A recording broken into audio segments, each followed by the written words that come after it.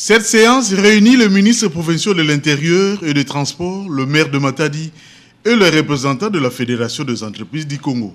À l'ordre du jour, l'arrêté pris par le maire de Matadi le 16 février 2021 interdisant le grand véhicule d'accéder dans la ville portuaire avant 22 heures. Pour la FEC et le syndicat des conducteurs de grands véhicules, la décision du maire ne va pas mettre fin aux embouteillages.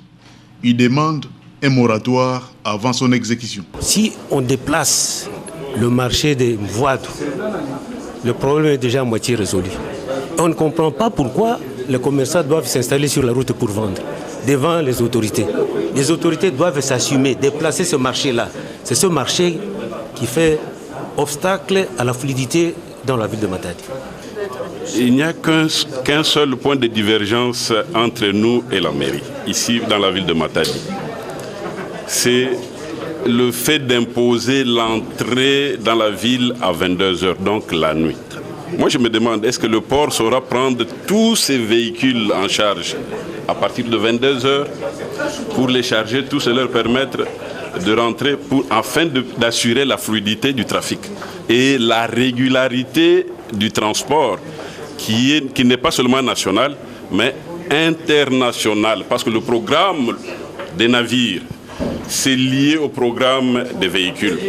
Il y a un programme que tous les armateurs maîtrisent.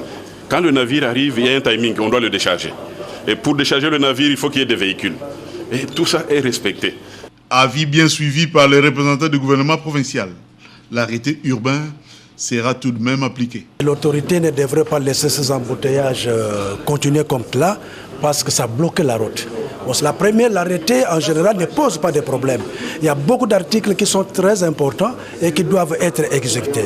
Mais s'il y a eu un petit point de divergence, c'est autour de l'article 1er par rapport à l'entrée des véhicules de poids lourds dans la ville de Matadi. Le gouvernement provincial dit être ouvert au dialogue pour prévenir certains effets négatifs liés notamment aux embouteillages, à l'engorgement du port et à l'insécurité.